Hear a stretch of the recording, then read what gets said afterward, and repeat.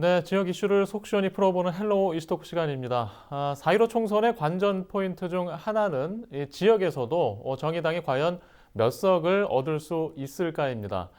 인천과 부천에서도 정의당 후보들이 4.15 총선에 적극 나서고 있습니다. 오늘 자세히 한번 살펴보도록 하겠습니다. 함께할 두 분, 이한구 전 인천시 의원과 정진욱 뉴스원 기자 자리하셨습니다. 안녕하십니까? 안녕하십니까. 예, 반갑습니다. 안녕하십니까?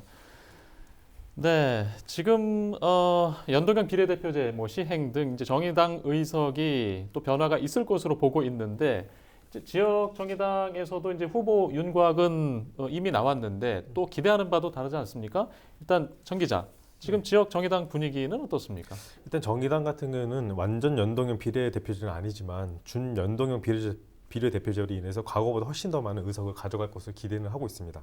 현재 정의당에서는 단순히 원내 의석을 늘린 것에 만족하는 것이 아니라 이제 교섭단체도 가능하다 보고 있는데요. 실제 이번 22대 총선에서 원내 교섭단체를 이룬 것을 목표로 하고 있습니다. 부천시 같은 경우는 4개 선거구 중 부천시 을, 병, 정 세 곳에서 일찌감치 네. 예비 후보 등록을 마친 상태인데요. 최근 비례 연합정당 논란이 거세게 일고는 있지만 정의당은 지난 8일 전국위원회를 통해서 어떤 경우에도 비례 정당에 참여하지 않겠다고 하면서 특별 결의문 채택해서 당내의 논란을 일찌감치 정리하고 선거에 집중하고 있는 상태입니다. 네. 앞에 서두에도 얘기를 했지만 얼마나 몇 석을 가져갈 것인가 당연히 정의당 입장에서는 필요한 얘기인데 기대감을 조금 더 좀 살펴볼까요? 네, 정의당이 이제 비례의석 47석 중에서요. 현재 네. 캡 씌워져 있는 게 30석이고요. 예. 그리고 병립형 비례대표 그 득표율만큼 이제 비례대표 의석을 받게 되는 게 17석이거든요. 근데 문제는 이제 지역구에서 100석 정도를 이제 득표하고 그다음에 이 투표율에서 30% 정도 지지율을 획득하는 정당은 캡 그 30석에서 한 석도 받지를 못하게 됩니다. 그러니까 이제 병립형 예. 비례대표 17석에서 득표율만큼만 받게 되는 거죠. 예.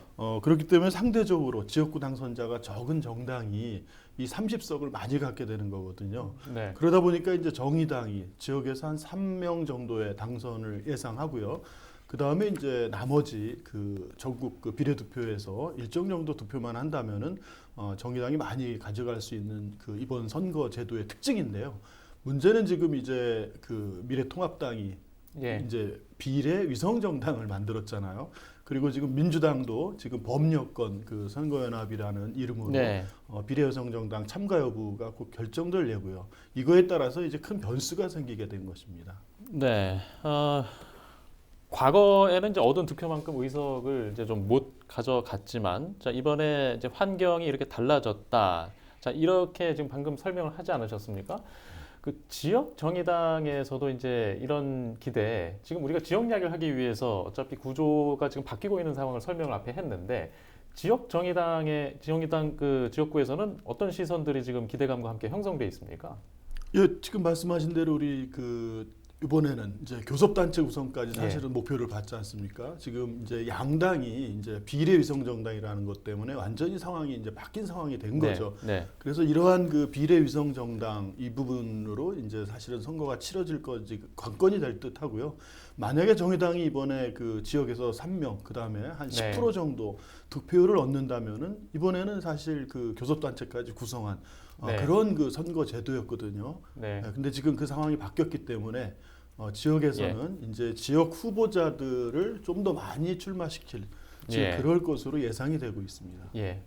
예, 일단 본격적으로 좀 지역 얘기 더 살펴보겠습니다. 자, 일단 후보들이 궁금해요. 예, 지금 부천 지역에서도 후보를 매 선거 때마다 내왔는데 일단 부천 지역의 정의당 후보 누가 있습니까? 일단 살펴볼까요? 네, 일단은 부천시 오정구죠. 이제 정 지역구입니다. 그래서 구자 후보가 나왔는데 현재 정의당 부천시 오정 지역 위원장과 중앙당 문화예술위원장을 맡고 있습니다. 네.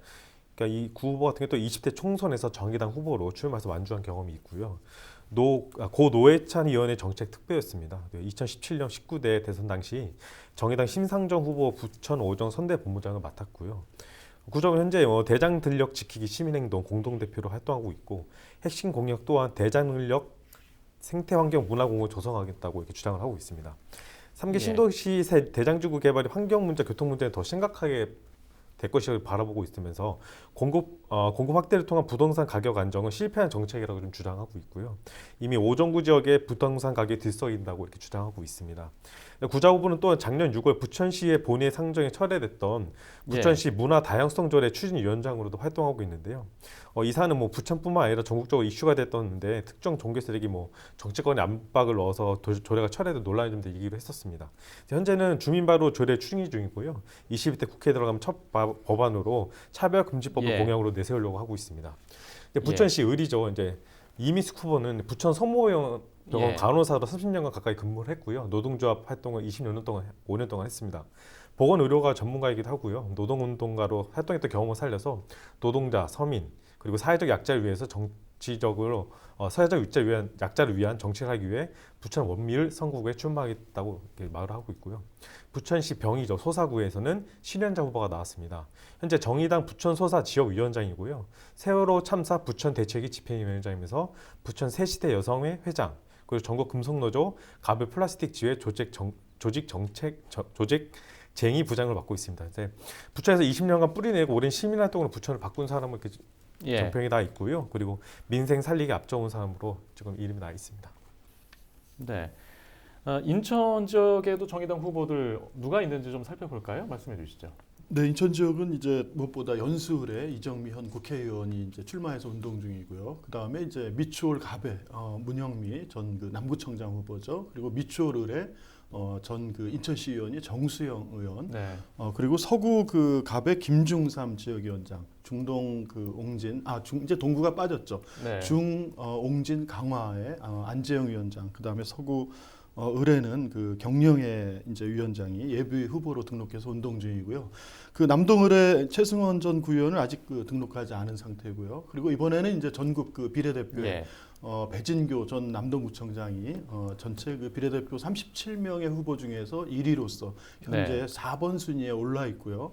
그리고 그 정의당의 이제 안전 여성위원장인 박인숙 그 개항위원장이죠. 개항위원장께서는 이제 37명 중에 여성 후보로는 그 7위, 그리고 전체 순위로는 19위에 지금 비례 후보로 예. 올라가 있어서 이 비례 후보 둘의 어떤 그 결과도 주목되고 있습니다. 예. 이 두 분의 말씀 들어보니까 지난 선거 때 많이 거론됐던 익숙한 이름들도 많이 있는 것 같습니다. 자, 지난 총선에서 인천, 부천, 정의당 뭐 살펴보지 않을 수 없는데요. 정 기자님.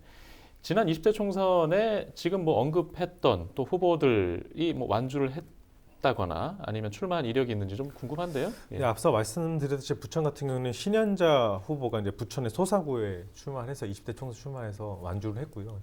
연대 같은 건 없었습니다. 마찬가지로 구자 후보도 마찬가지로 오정구에 출마를 해서 연대 없이 완주를 끝까지 했습니다. 예. 인천 지역도 지난 선거 때 출마를 한 분들이죠. 있죠. 네네, 지난번에 그 뭐 출마를 해서 인천 지역은 이제 지난번에 다른 네. 지역과 다르게 선거연대를 했기 예. 때문에 네. 이제 본선까지 출마한 후보들은 상대적으로 적다고 볼 수 있습니다. 예, 알겠습니다.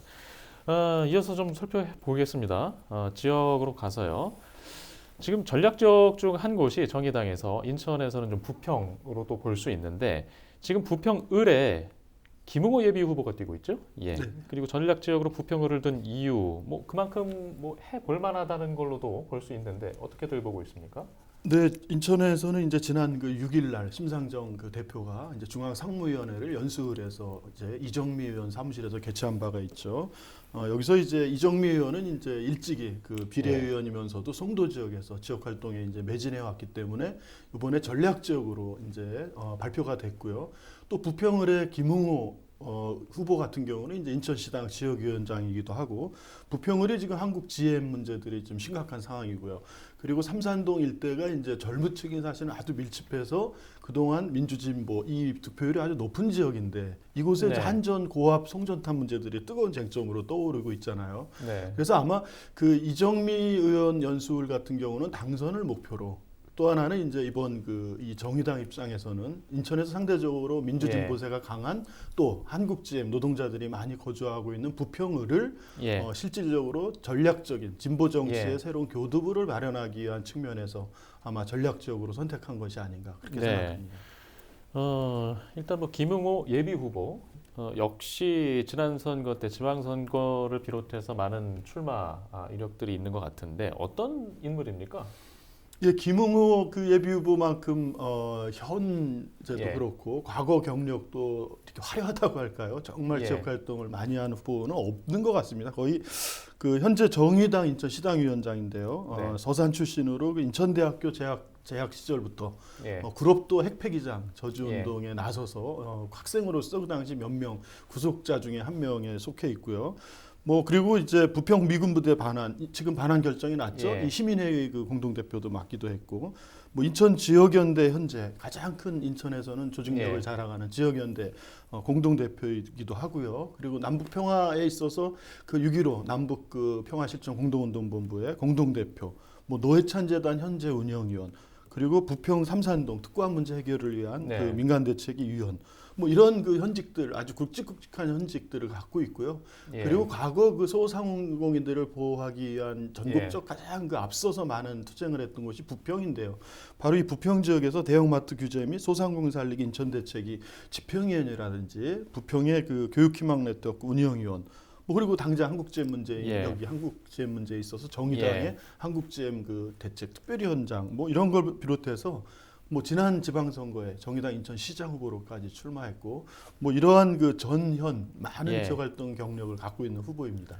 예, 일단 지역 활동이 많이 있었던 내용을 말씀해 주셨고 지금 제일 또 관심 아까부터 계속 얘기했지만 이제 정의당의 비례대표 경쟁이 치열하다는 것, 또 지역 후보뿐 아니라 이제 이런 것 때문에 후보들도 비례대표에 지원하는 그런 과정이 있지 않았습니까? 네. 지금 일단 알려진 비례대표 순번이나 결과를 한번 좀 살펴보고 가죠. 네.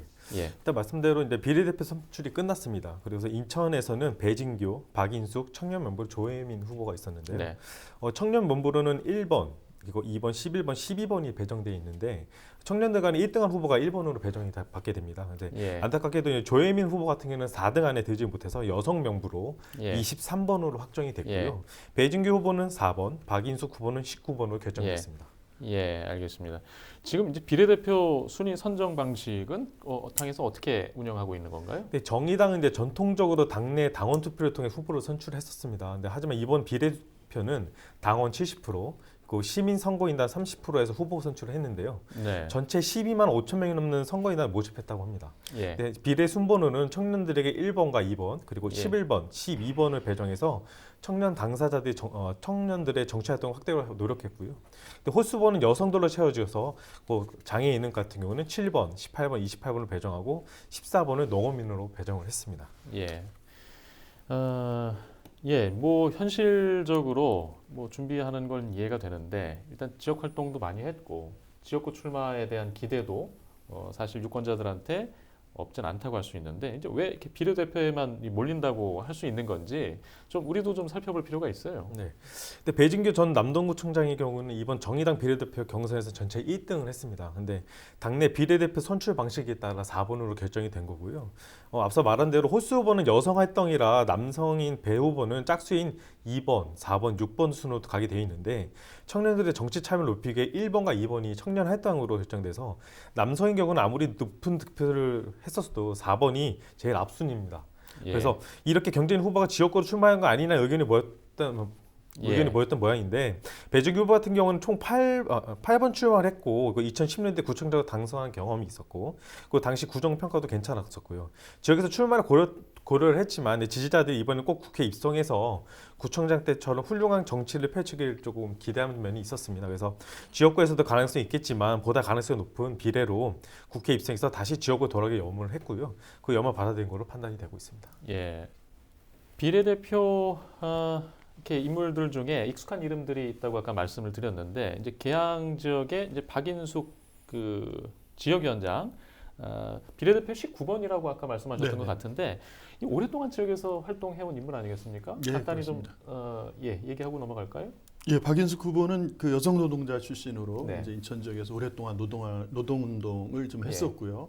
그리고 이제 지난 그 오랫동안 학교급식 시민운동을 예. 주도해서 지난 2010년 6.2 지방선거 때 전국적으로 친환경 무상급식이 정착되는 데 있어서 사실은 1등 공신 중에 한 분이십니다. 예. 당에서는 이제 전국 그 여성위원장이라든지 안전여성위원장 뭐 이런 역할로 많은 활발한 활동을 해왔고요. 그 이번에 이제 그 준연동형 비례대표제 캡이 씌워져 있는 당초 예. 취지대로 가서 예. 만약에 정의당이 13% 정도 득표를 한다면은 19위 순위에 올라 있는 박희숙 위원장도 원내 진출할 가능성이 있었던 거죠. 이 부분이 사실은 미래통합당이라든지 현재 민주당의 이제 네. 그 비례 위성정당 논란으로 인해서 상당히 좀 어려울 이제 이런 상황에 처해진 것으로 보이는데요. 예. 끝까지 좀 주목해 봐야 될 것 같습니다. 예. 지금 법여권에서 비례정당을 추진하고 있는데 정의당은 연합정당과의 선을 지금 그어놓고 뚜렷하게 입장을 밝히고 있지 않습니까? 법여권 비례정당이 만일이 될 경우에는 그 어느 정도까지 좀 진출할 수 있다고 보시나요? 예. 일단 정의당에서 법여권 비례 정당이 된다고 해도 선거에 그다지 큰 영향이 없을 거로 일단은 판단하고 있는 것 같아요. 그래서 최근에 오히려 당내 여론이나 과거 보수당의 당선 네. 때문에 어쩔 수 없이 더불어민주당을 선택했던 정의당 지지자들이 오히려 이제는 정의당 자신들만의 길을 가야 되지 않느냐라는 이제 의견을 내세우고 있는데요. 지난 총선 때보다는 훨씬 더 많은 지지율이 나올 것으로 기대는 하고 있는 것 같습니다. 그래서 다만 예. 원내 교섭단체 구성에 대한 유무는 좀 판단하고 있는 것 같습니다. 예. 예. 의원님은 어떻게 생각하세요? 예, 이번에 정의당이 그 범여권 이제 비례정당이죠. 여기에 참가를 하든 안 하든 미래통합당의 그 위성정당의 의석수에는 큰 영향을 주지 않는다. 이것이 이제 여러 여론조사 결과에서도 나왔고요. 다만 이제 이 정의당이 참여하지 않고 민주당이 이제 비례위성정당 이 부분에 참여해서 하게 됐을 경우에는 정의당으로서는 사실 그 30석 캡 씌워진 부분에 있어서 예. 실제 가져갈 의석이 별로 없게 되는 거거든요. 이런 측면에서 사실 정의당으로서는 그 준연동형 비례대표제 바꾼 정치개혁, 선거제도를 바꾼 예. 의미들이 완전히 퇴색하게 되는 것이기 때문에 아마 이 부분에 총력 대응할 것으로 예상되고요. 민주당 입장에서는 사실 그 이 범여권 비례정당을 하기보다는 사실은 민중당이라든지 녹색당이라든지 또는 그 기본소득당이라든지 미래당이라든지 지난번 탄핵 때도 사실은 민주당이 과반수 이상 3분의 2 의석을 갖고 한 게 아니잖아요. 이러한 그 민주진보 세력들과 같이 합쳐서 3분의 2 국회 의석수를 했던 거고요. 네. 그러니까 굳이 제1당이 되려고 함으로 인해서 연동형 비례대표제라는 이 정치개혁 선거제도 개혁의 취지를 퇴색시킬 것이 아니라 이제는 그 지난 사실 수십 년 동안 뭐 자유한국당이죠 과거 이거에 대응하기 위한 그 민주 진보 세력의 선거연대로 민주당에게 많은 표를 몰아줬잖아요. 이제는 민주당이 여당이 됐다고 한다면 다시 이 부분들을 좀 되돌릴 필요가 있지 않나. 이제는 진정한 그 민주연립정부라고 하는 이러한 새로운 정치 체제를 성숙시키는 것으로 좀 기회를 삼아야 되지 않나 그런 생각입니다. 지난 선거 때도 기억하지만 이번 선거에는 선거 연대를 정의당이 어떻게 할지 지역별로 좀 궁금하거든요. 인천 상황은 어떻게 예측하십니까? 예, 정의당이나 그 민주당이 이제 이 부분에서 모두 딜레마인 듯 싶습니다.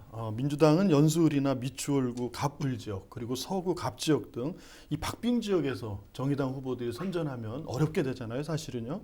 더군다나 그 아직 후보가 없는 남동갑이라든지 부평갑도 후보를 내고서 정의당이 전면전으로 치달은다면 진짜 이것은 아주 치열한 그 전투가 예상되는 선거입니다. 특히 이제 민주당이 법여권 비례위성정당 참여로 결정되고 정의당은 독자 노선으로 끝까지 간다면 더 이상 잃을 것 없는 정의당으로서는 지역구에서도 많은 후보를 출마시켜서 뭐 완전 전면전으로 불사를 수밖에 없게 되잖아요. 네. 아무튼 남은 기간 이제 어떤 변수들이 생길지 아주 지켜봐야 될 것으로 보입니다. 예, 정 기자, 부천은 어떻게 될 것 같습니까? 근데 정의당 부천 같은 경우도 이제 단일화 논의는 없다고 선을 그었고요. 현재 정의당에서는 이제 판단한 것이 이제 촛불과 탄핵 정부 거치면서 정부가 새롭게 이제 구성이 됐지만 미래통합당 개혁이 이제 발목을 잡히고 또 거기에 민주당 눈치만 보고 있어서 제대로 된 개혁이 되어 있지 않다고 이렇게 주장하고 있습니다. 그래서 독자적인 노선을 갈 것으로 보이고요. 또 한데 부천 같은 경우에는 민주당이 국회의원부터 시장, 도의원 모두 이제 시의원의 절대 다수를 차지하고 있거든요. 그래서 3기 신도시라든가 상동 영산단지 개발 논란, 그리고 문화 다양성 조례, 인권 조례, 민주 시민 교육 조례 등 진보적 정책이 좌절되는 상황이라서 반드시 완주를 해서 당선에 대해서 이런 부분들을 관철시키겠다 이렇게 주장하고 있습니다. 예, 알겠습니다. 예, 뭐 선거 투표일이 다가오면서 점점 관심이 늘고 있습니다. 이슈토크에서는 지역 예비 후보들의 소식 또 공약과 관련된 유권자들에게 유익한 정보 계속해서 전해드리도록 하겠습니다. 자, 오늘 순서는 여기서 마치겠습니다. 시청해주신 여러분 고맙습니다.